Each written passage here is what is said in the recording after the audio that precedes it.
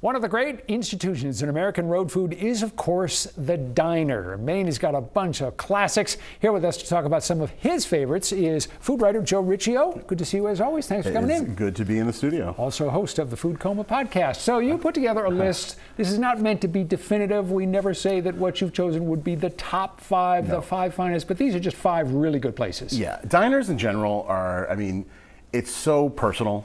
You know, for people, it's like there are so many diners, and it's like their value to different people is based on, where they grew up, like where they go, like the circumstance that they always go. It's like, it's hard to be like, oh, this is the best diner, because it's just, everybody has a very different opinion of that. Taste is not a debatable matter. Yeah, although, you know what's not debatable, and anybody listening, please just use Heinz ketchup. It's the good one. Like, you don't have to use the different ones. Just use Heinz. It's like, they already made it perfect. All right, back to the diners. Let's begin with the Palace Diner in Biddeford. Yes, and I can't possibly do a list of diners and leave Palace off. I mean, it's just, everything you have there, the breakfast sandwich, the pancakes, in lunch and breakfast, the tuna melt. I'm like, where do you rave about a tuna melt? Yes. It's just some of the best examples of these things that I've had.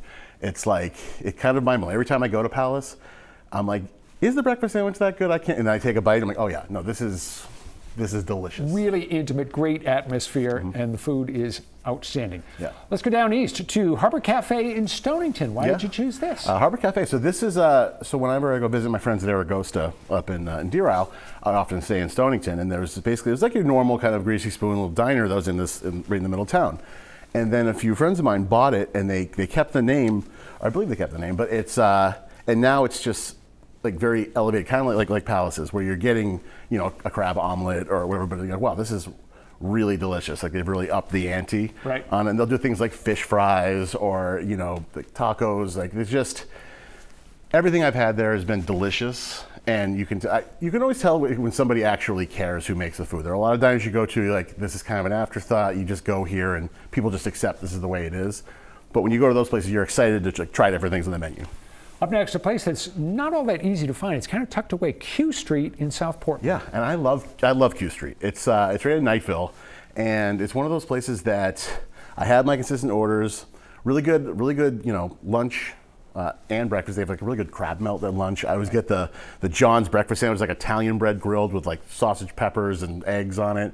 And I also like a place that I can usually get soup at breakfast time, because I'm weird like that. I like soup at breakfast. I just like it. All right, we're not going to judge. We're not judging here. This is a judgment-free zone, I assumed. I love diners not only for their food, but for their aesthetics. The A1 in Gardner is another place that has a really cool look. If I'm going anywhere near Gardner, I'm going to try to go out of my way to make a stop at A1, whether it's on the way to where I'm going or on the way back. Yeah, it's just like so comforting. It's it's that a lot of diners have that aesthetic where they're in an old like rail car or whatever, but like it just has so much character. And there's always like great specials, is like the constants, but that specials board is always amazing. But I tend to go burger. I love the burger there. But it's just a great staff. And again, it's like, it's just different. It has a different feel to it. It's very unique. And yeah, if you're anywhere near Gardner, you're gonna stop at A1. It's what you do.